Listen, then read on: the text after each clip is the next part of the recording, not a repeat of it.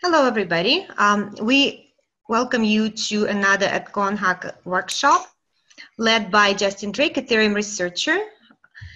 Today, we will discuss the Ethereum 2.0 Phase 0. This workshop brought to you by CryptoChicks and LinkTime. And just a reminder for you all to register at edcon.io/hackathon to participate in EDCON Hackathon if you haven't done so yet. This workshop will be in a format question-answer. You all on mute, but you will have ability to ask your questions through chat. Make sure that you send a message to everyone. Also, Drake will ask you to introduce yourself and tell him your level of knowledge so he can craft this workshop better. So, and now it's all yours, Drake.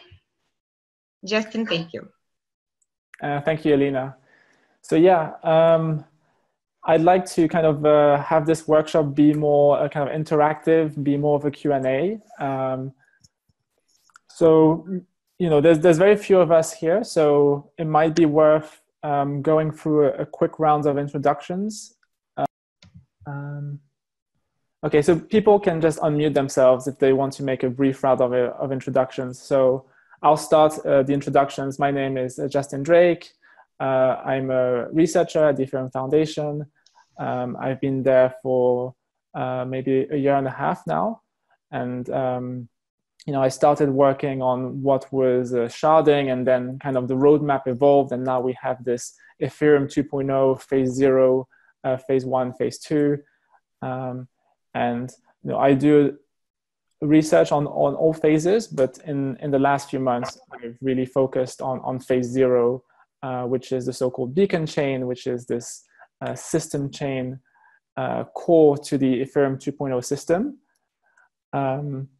And this is what I'd like to focus on today, because we're looking to finalize the spec in relatively small amount of time, and ideally be in a position where implementers can have test nets and production-ready code for the end of this year. And so one of the things I'd like to do is try and push forward the education so that people understand what the beacon chain is and understand all the various technicalities behind it. So if there's any questions you may have, I really encourage you to ask them today. So that's me. Anyone else who would like to introduce themselves, please go ahead. Sure. I'm Joe DeLong. I'm an ETH2 implementer on Pegasus on the Artemis team. We're doing the Artemis client, which is the Java client. I just am here to learn more about some of the implementation details.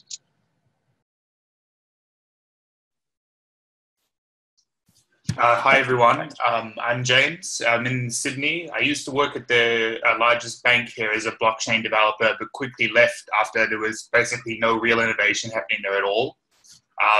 So at the moment, we're working on a wallet because we believe the wallet is one of the most important key components of the whole blockchain eco space. So interested to hear about Ethereum 2.0. Cheers.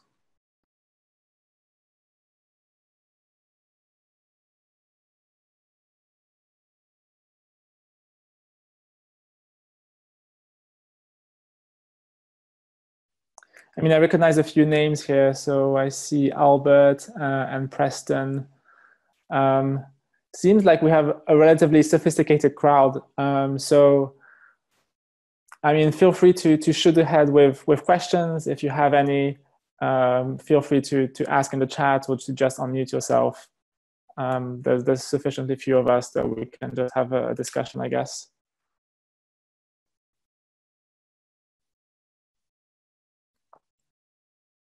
So, you know, while the questions are coming in, I guess I could just give a little bit of context as to what you know, what we could talk about today. So there's this. I don't know if you can see my screen. I'm probably sharing it. Yeah, let's see. Okay, I think you can see my screen now. So there's this Ethereum 2.0 spec, which is available on GitHub, and this is kind of the canonical reference for implementers to implement. The main focus of the spec is the so-called state transition function. So the beacon chain is this blockchain which you can think of abstractly as a state machine, which advances with every block. And so the role of the spec is to describe how the state of the blockchain advances with every block. One of the roles of the beacon chain is to be this administrative chain for the proof of stake system of Ethereum 2.0. And with proof of stake means having identities which are cryptographic identities to which are assigned stake. So one of the core data structures in the state will be the so-called registry of validators. And one of the features about proof of stake is that these validators, you can think of them as voters. So 1 unit of stake will allow them to cast 1 unit of vote per unit of time. And you can think of the beacon chain as this voting machine, which is basically organizing the voters, making sure that they can register, they can deregister, that their votes are properly tallied, that if they do bad things, that they get penalized and removed, and that the whole process moves forward. In addition to providing like this basic registry maintenance service for the rest of the Ethereum 2.0 system, the beacon chain provides a bunch of other services which we can drill down. So one of these services is a notion of randomness, which is very important in the context of sharding, because the way that we get scalability from sharding is that we will randomly select committees of voters from this larger pool of validators. So we want this randomness to be generated in a decentralized fashion, and this is one of the things that the beacon chain does. It also provides a notion of finality, which is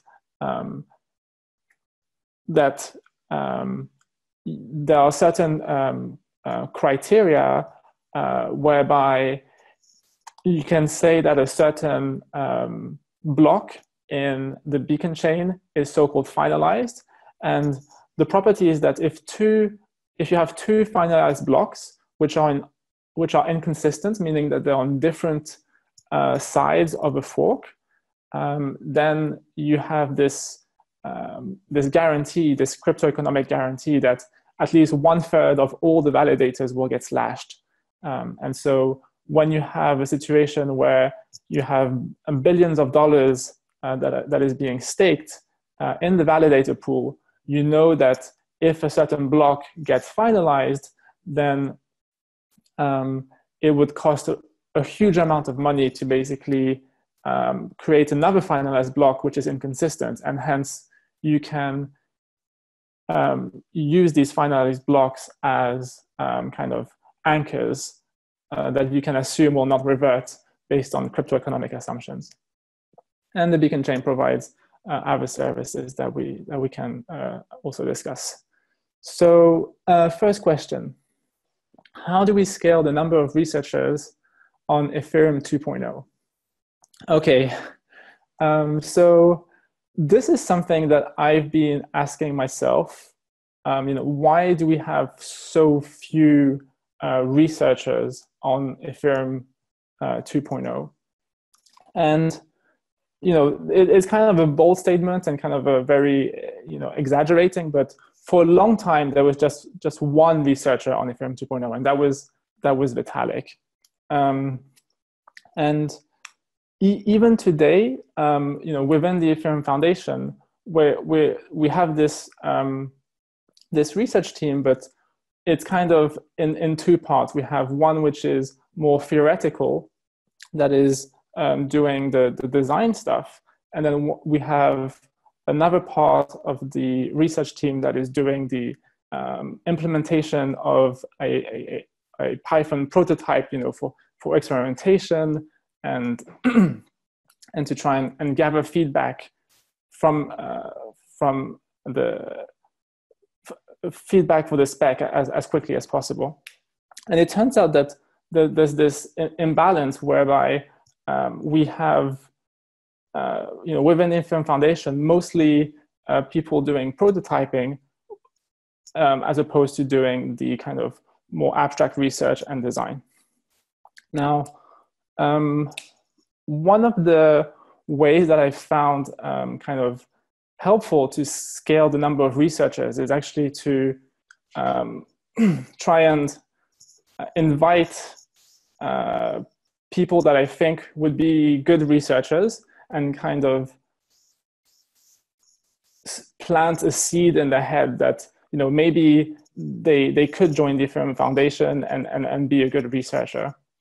So the process that we have within the Ethereum Foundation is, if you want to be a researcher, then you would start with this kind of 3-month trial. And so we've had this kind of somewhat recent explosion of recent hires that have come for the 3-month trial simply through approaching them and talking to them about ETH research and them realizing that it might actually be a good match. I'm not exactly sure why people don't necessarily naturally come to us. So when I applied for the Ethereum Foundation, when I was considering working for the Ethereum Foundation, I thought that there was this huge team of researchers already working on Ethereum 2.0, and I didn't really know that there was actually very, very few. So maybe people are making the same assumption as me that the project is already in good hands. But having few researchers also comes with benefits, because it means that it's easier to come to rough consensus. If there's like 3 or 4 researchers, we tend to have somewhat diverging opinions, but we can come to rough consensus relatively quickly.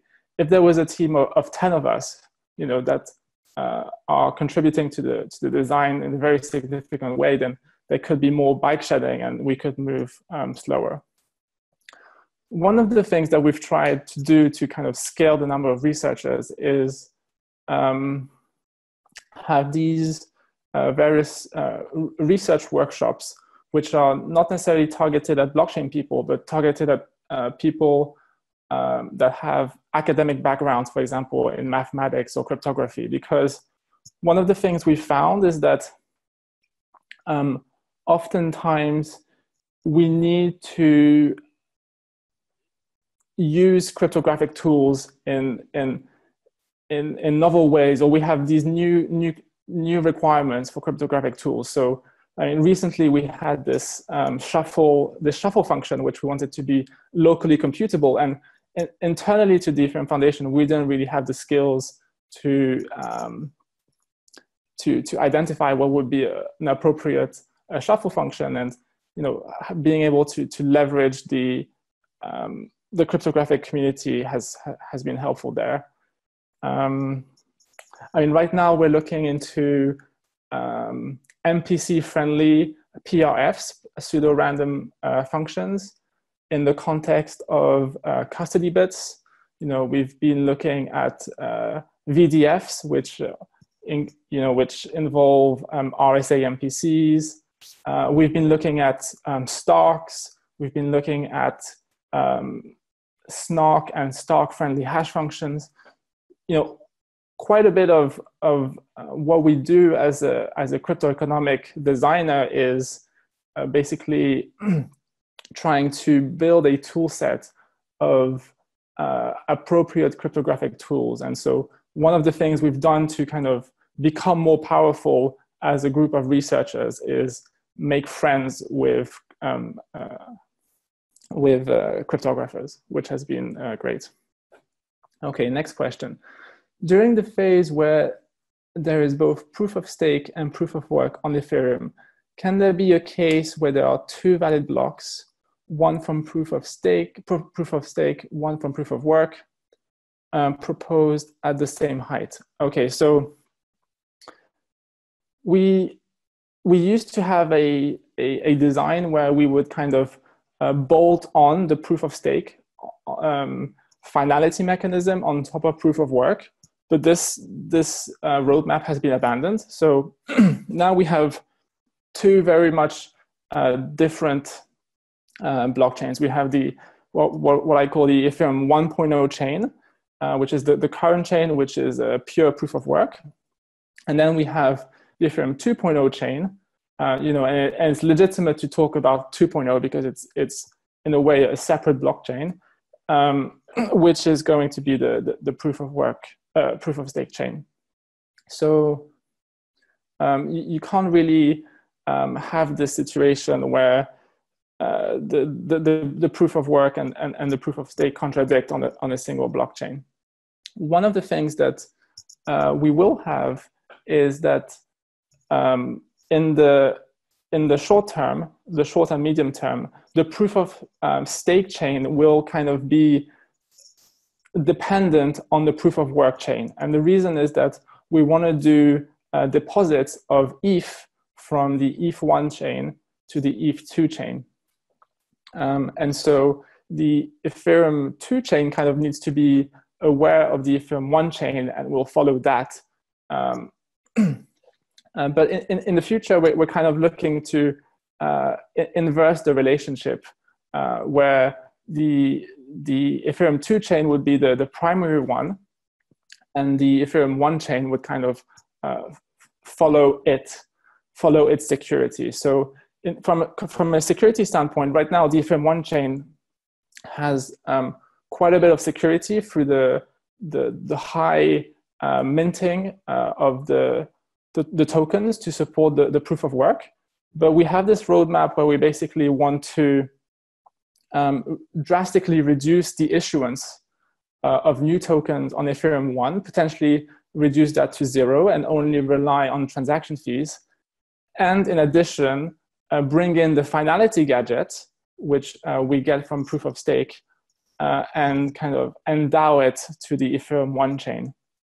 So we would be in a situation where the security of the Ethereum 1 chain is basically equal to that of the Ethereum 2 chain, and so we can have the relationship between a security flip. Next question. Will the number of validators be limited, and if yes, what is the maximum? Okay, so to become an active validator, in the sense that you have voting rights, you need to have 32 ETH to become eligible. And just based on the economic constraints in terms of how much Ether is in circulation, let's say there's a limit around, let's say, 130 million, then that corresponds roughly to 4 million validators. So yes, there is a maximum, and it's basically based on the economic constraints. One of the things kind of maybe worth noting is that technically you can have less than 32 ETH and still be an active validator if you've basically started at 32 ETH and then lost your balance because of penalties. But the thing to note here is that when you lose balance, this actually gets burnt. So you can't double the maximum of validators to 8 million because you still have this economic constraint. Okay, next question. How are active validators invited? So right now, in the short term for phase 0, the idea is that you make a deposit. That means a transaction of Ether on the Ethereum 1 chain to a so-called deposit contract, which is a burner contract. So all the money that you send there will get burnt. But in the process of burning on the Ethereum 1 chain, there's going to be a receipt which is generated. And this receipt can be communicated to the Ethereum 2 chain, consumed on the Ethereum 2 chain, and an equal amount of ETH on the Ethereum 2 chain will be created. And, and so once you've deposited 32 ETH, which is kind of this minimum threshold to become an active validator, then you become an active validator. So maybe a couple of subtleties worth mentioning. The first one is for this process of consuming receipts to work, you need the Ethereum 2 chain to be aware of the Ethereum 1 chain. And what we have here is the notion of a committee. So you have 1,000 currently active validators that are voting on what they think the tip of the Ethereum 1 chain is. And if at least half of these 1,000, 24, so 513, agree on a specific tip, then that becomes the canonical tip of the Ethereum 1 chain from the point of view of the Ethereum 2 chain. So this is how basically the Ethereum 2 chain becomes aware of the Ethereum 1 chain. The other thing mentioning is that we have various delays to become an active validator. So first of all, there'll be the delay from the voting process that I just described. Another delay that we have is that we will limit the churn of the validator set. So for the purposes of light clients, we need to have the validator set stay roughly constant over the short term. And the reason is that the way that these light client works is that they take a snapshot at some given point in time of the validator set, a snapshot that they trust, and then they assume that this validator set is roughly going to be the same in the future, and so they trust the votes that they're going to make in the future, and they use these future votes to kind of hop from one point in time to the next point in time.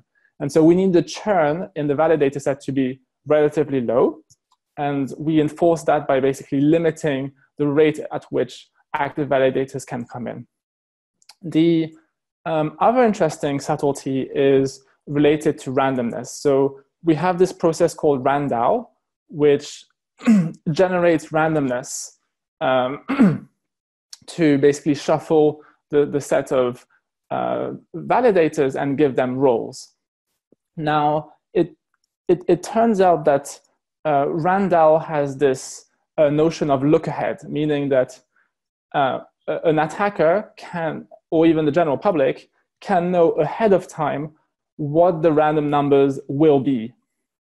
Okay, and so what an attacker could do is that with the knowledge of this future random number, they can try and strategically register as an active validator at just the right time in order to manipulate the way that the sampling and the shuffling of the active validator set works, because the shuffling basically takes two inputs. Number one is going to be the random number, which is known ahead of time. And then the other one is going to be the validator registry. So they can predict the random number and they can manipulate the registry, and so they can manipulate the output of the shuffle, which is really bad. And so what we do is we have a minimum delay, a minimum activation delay of basically the maximum look ahead for the randomness. And we've determined that the maximum look ahead that an attacker could have is basically 4 epochs. So in the absolute worst case, 4 epochs, there's a look ahead of 4 epochs. And so if we make the activation delay at least 4 epochs, then we're safe against this attack. Okay, next question. What are the arguments for against the Dfinity Randall aggregation schema compared to Ethereum 2.0's design? Okay, so I guess we need to separate RANDAO from Dfinity's scheme. So RANDAO is not some sort of generic word that you can use for all randomness schemes. It's a very specific kind of type of scheme which is based on effectively commit reveal. So you have a pool of validators who are committed to some local entropy. At some point in the future, they're invited to reveal the local entropy, and then the local entropy is aggregated, it's mixed together to generate this kind of final random number. Now, the big advantage of RANDAO is that it's super simple, and it has this strong liveness property, meaning that it just always keeps on running. You just need one validator to advance the randomness and to keep feeding local entropy to this randomness machine. In contrast, you have Dfinity's scheme, which is completely different, where basically you have a set of validators which are sampled as a committee. So you have a relatively small set of validators, let's say 500 validators. And then you have this kind of cryptographic magic called threshold cryptography, which means that if at least some threshold of this committee performs a certain action, then they'll be able to generate a random number. And specifically, the threshold cryptography is called threshold BLS signatures. And the nice thing about the threshold BLS signatures is that the output that is generated is unique and deterministic. So, and it cannot be predicted ahead of time until the threshold is met. So the big advantage of Dfinity's so-called threshold relay scheme is that the numbers that it produces are unbiasable because there's only a single valid answer.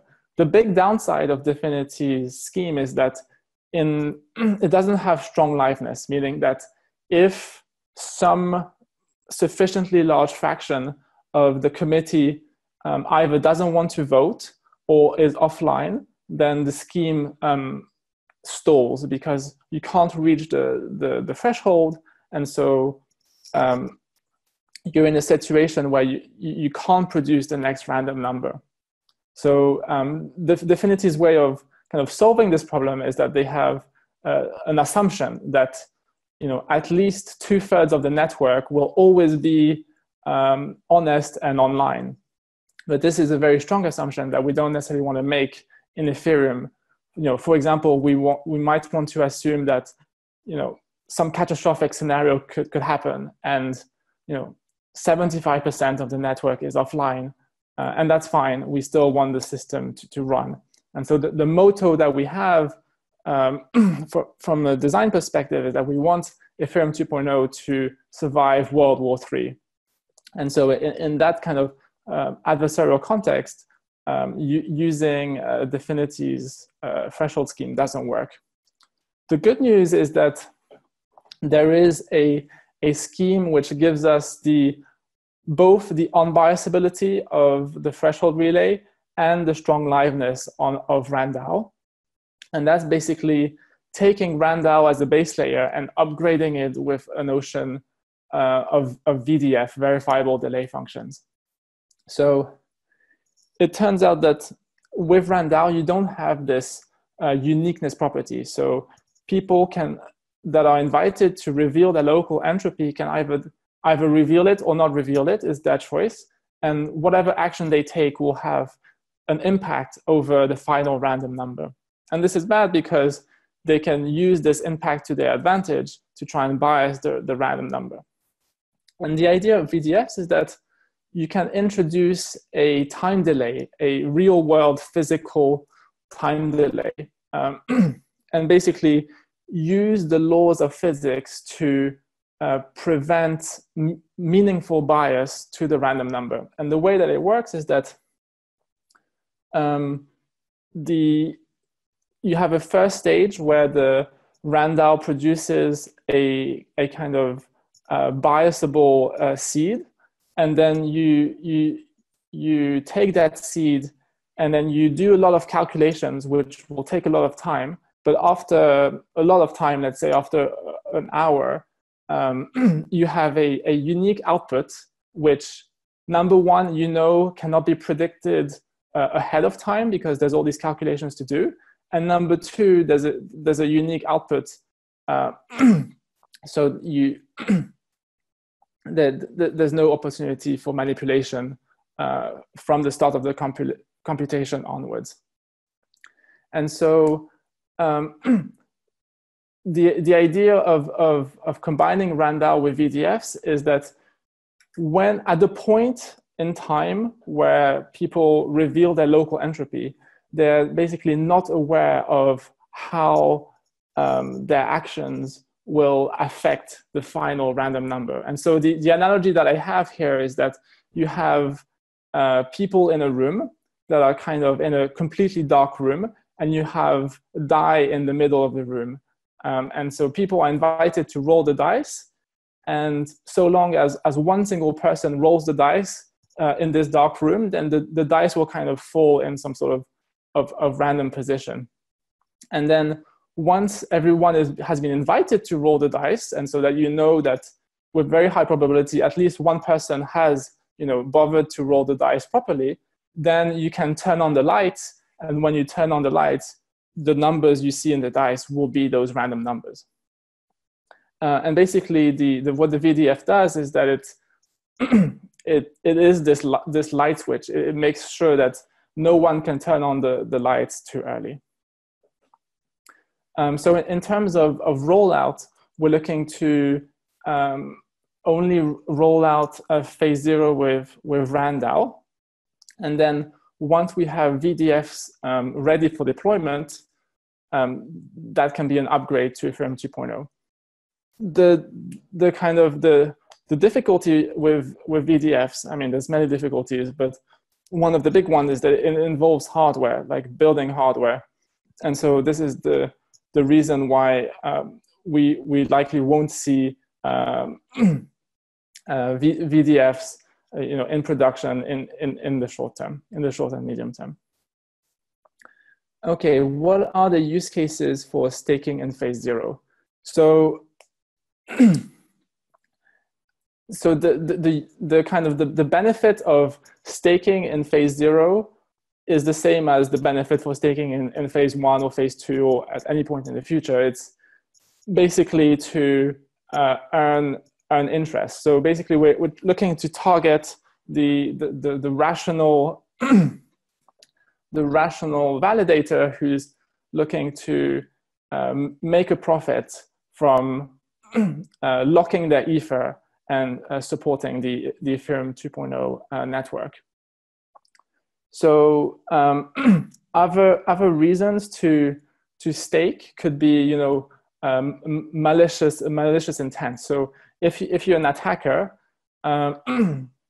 you might want to try and stake ether to kind of destroy Ethereum 2.0 if that's your intent. But the good news here is that you would need to be a really, really large attacker. And the assumption that we make is that the economic layer of Ethereum is sufficiently decentralized and that most players in the space are either honest or rational players, and so they wouldn't want to basically stake for the purpose of destroying the system. Okay, next question. Will the non-fungibility of ETH in the beacon chain during phase 0 and 1 break some of the safety guarantees of proof of stake? Okay, so I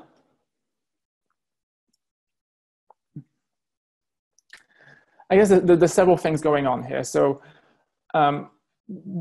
one of the things that we've recently added in phase 0 itself is the notion of transfers within the beacon chain. So within the beacon chain, everything is fungible and liquid. I guess the question relates to the relationship between the ETH as we currently know it and the ETH that will exist in the beacon chain. So there's at least there's a one-way direction in which you can take ETH on the ETH1 chain and use that to buy ETH on the ETH2 chain. And that's kind of a one-way peg. And then at some point in the future, but that's kind of orthogonal to the phase 0, phase 1, phase 2, we want to introduce two-way fungibility between these two tokens. So just to clarify why we have two tokens, the reason is that you have you basically burning ETH as we currently know it, and then you're recreating some other token on the Ethereum 2 chain. Now, the intent is that these two tokens be exactly the same, be fungible, and we're not doing anything funny with the ETH on the ETH2 chain. We're not having for example, it's not a separate ICO. There's no separate pre-mine or anything like that. The main reason why we don't have this two-way fungibility is for technical reasons. So in addition to the the ETH2 chain being aware of the ETH1 chain, we would also need, for two-way fungibility, the ETH1 chain to be aware of the ETH2 chain, and basically to have a very tight coupling of the security. And the way we're looking to do that is kind of progressively. So first, we will need basically the ETH1 chain to be aware of the ETH2 chain via a light client. So via light clients. So there's kind of two ways to do that. Either you kind of have a smart contract in the Ethereum 1 chain, which is a light client for Ethereum 2. And the other option is basically every Ethereum 1 client to be aware of the Ethereum 2 chain kind of externally to the blockchain. And once you have either of these two things, then you have the option of basically upgrading the Ethereum 1 chain's fork choice rule to respect the security of the ETH2 chain. So the ETH2 chain has this notion of finality, and it also has some notion of the tip of the ETH1 chain. And so if the ETH2 chain is aware of some tip of the ETH1 chain and has finalized that, then we can have the Ethereum 1 chain kind of respect this finality and never revert this finalized block. But in order to get to that point, we basically need, as I mentioned, the Ethereum 1 chain to be aware of the Ethereum 2 chain. And for all the clients to be able to do that, including the light clients, we need light client infrastructure. And so that will take a little bit of time. And once we have this upgrade of the fork choice rule on Ethereum 1, then we can look to basically fork the Ethereum 1 chain again to basically have a new contract, which would basically be the dual contract of the deposit contracts. It would be basically a kind of a minting contract. Instead of being a burn contract, it would mint tokens, and instead of generating receipts that would be sent from one chain to the other, it would do the opposite. But yeah, this kind of coupling of ETH1 and ETH2 is a separate roadmap one that is orthogonal from phase 0, phase 1, phase 2, which is specific to Ethereum 2. And I guess to answer the actual question, which is, will the non-fungibility of ETH break some of the safety guarantees of proof of stake? The answer hopefully is no. So we would hope that in practice, these two tokens trade very closely to each other, so they have roughly the same value. And there's kind of two reasons why they would have roughly the same value. Number one is that, you know, there's this future kind of expectation that the two tokens would be fungible. And so if there is a discrepancy in price, well, that's kind of an arbitrage opportunity that you can take advantage of. And so we're hoping that the market will take advantage of this price discrepancy. The other thing is that you know, it's possible that you know, an entity such as the Ethereum Foundation, they could basically be one of these buyers and make sure that the two tokens trade at roughly the same price. So they would be the arbitrager kind of last resort.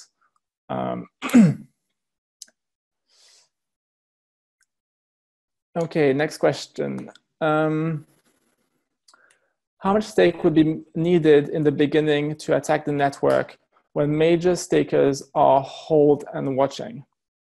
Okay, so we have this kind of parameter, which is a minimum threshold to start the Ethereum 2 chain. So the start of a blockchain is called the genesis. And so we have this 2 million Ether minimum for the genesis of the Ethereum 2 chain. And so if you want to start attacking the network, you would need on the order of a million Ether at the very beginning to break things. Yeah, so that's kind of the order of magnitude. Will ETH1 be phased out eventually?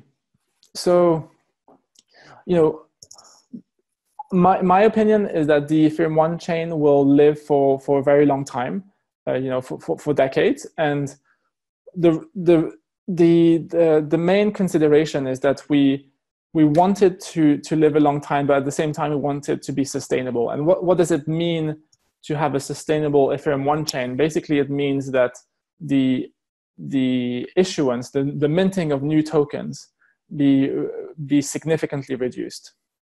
So as I mentioned, one thing that we want to do is we want to enhance the security of ETH1 and give it the security guarantees of ETH2.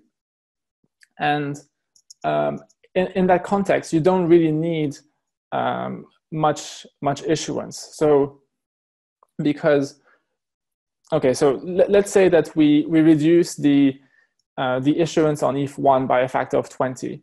So basically what we're doing from a proof of work standpoint is that we're reducing the security to something like an Ethereum Classic. So what we've seen historically with Ethereum Classic is that it's pretty good security, but in some cases, an attacker can indeed perform a 51% attack and roll back the chain. And so what we could do is basically have these Ethereum 1 checkpoints which get finalized. And so any 51% attack would only revert back to the last finalized checkpoint. And one of the things that we're looking to do in Ethereum 2.0 is have a finality mechanism which works on the order of minutes. So optimistically, every 6 minutes, you would finalize a new checkpoint. And so this is the kind of granularity of finality that you would get on the Ethereum 1 chain, and that would limit the attack surface of proof of work miners when they make attacks.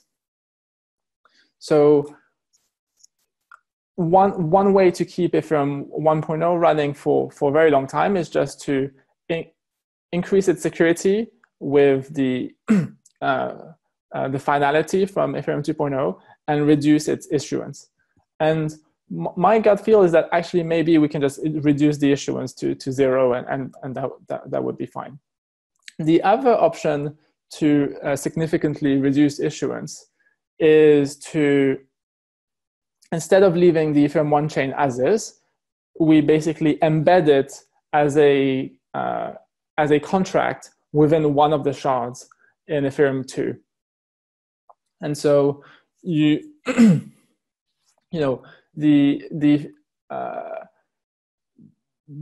virtual machine in Ethereum 2 would be WASM, and you would have to basically encode the rules of the Ethereum 1.0 chain as a WASM contract. And it may be possible. Some people, I think, today are already trying to write the EVM 1.0 as WebAssembly. So that could be doable. But there's all sorts of technological kind of constraints that need to be tackled. So number one is, how do you take the Ethereum 1 chain state, which is quite large, it's on the order of 10 gigabytes, and embed it within a shard? Well, that might not be possible. And so one of the ideas that we have here is we could have a stateless client. So when you want to make a transaction, you would basically provide the data that you need for your transaction in addition to your transaction, and for each piece of data provide a proof that the data is indeed what should be stored in the state, so that the Ethereum 1 contract that lives in Ethereum 2 doesn't have to store the state itself. It basically is just told as a need-to-know basis what the state is with proofs. And so that removes the need to have to store the state. All in all, I'd say this is a very complicated approach. And my gut feel is that just leaving the Ethereum 1 chain as is and just reducing the issuance and increasing security with the finality is sufficient.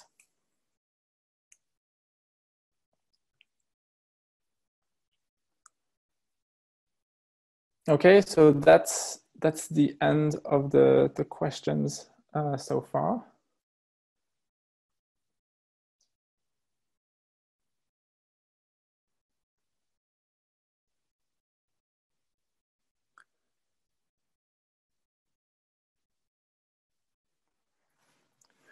So I guess one of the things that's kind of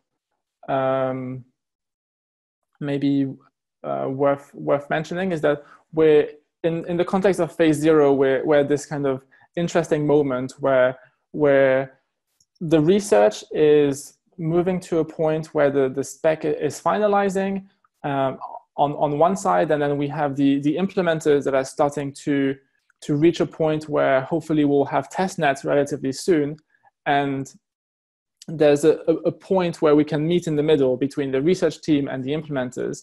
And this middle bit is the notion of an executable spec. So on the one hand, it's executable code that can be run, and so you can think of it as an implementation. But on the other hand, it's very much focused on the state transition function, and it's focused on minimalism and readability, and so we're at this point where we have now 2 executable specs, one written in Python, one written in Go. The one written in Python is actually relatively cool because it takes the spec as it's written and extracts the various snippets of Python code and concatenates them and runs that. So in a way, the spec that we have right now, which includes human readable text, is an executable spec. And then there's this separate effort from Proto Lambda called Zrinity, ZRNT, which basically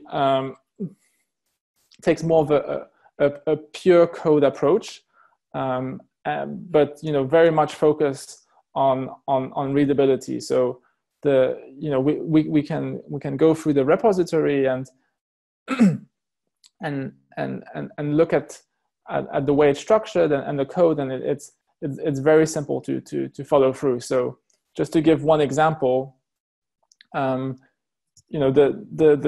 state transition function, the way it's defined is that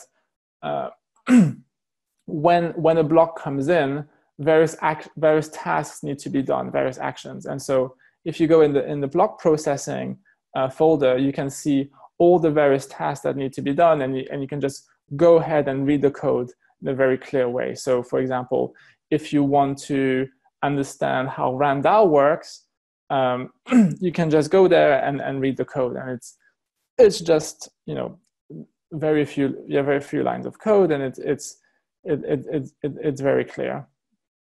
And the same for transfers, for example. So transfers is this mechanism that I explained where you can send Ether within the beacon chain from one validator to another validator, and that makes the so-called beacon chain ETH liquid. So you can take your Ether and send it to another validator, which could be, for example, an exchange, and use that as a deposit mechanism into an exchange to sell your beacon chain Ether there.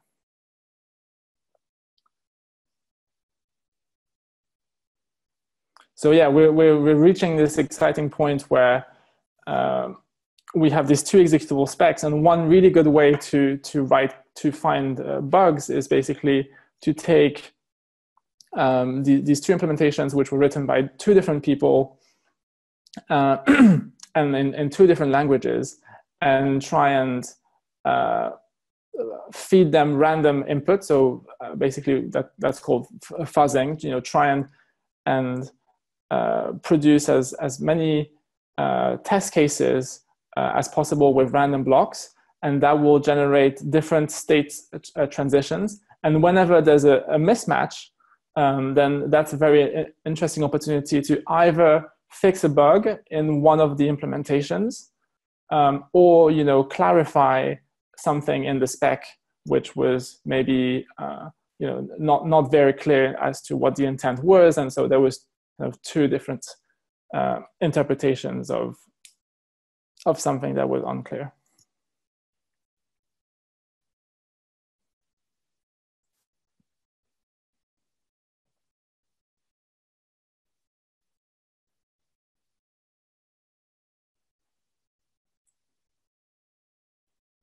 Okay, well, it seems like there's no more questions.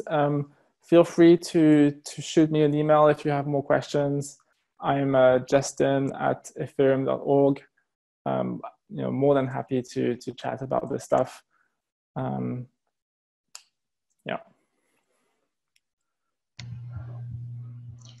Thank you very much, Justin. While you guys thinking about the questions, I want to remind you that we still open for the registrations for the EDCON hackathon. You can register at edcon.io/hackathon. And please also follow us on social media. As a reminder, for the hackathon, we have $12,000 in prizes. So please come and hack and win the prizes and have fun. And also, we will see you there. Thank you very much, Justin, for your workshop today. This was the last workshop from the series of EDCON hack workshops that was brought to you by CryptoChicks and LinkTime. Thank you very much. Thank you, guys. Have a good day. Bye-bye. Thank you. Bye.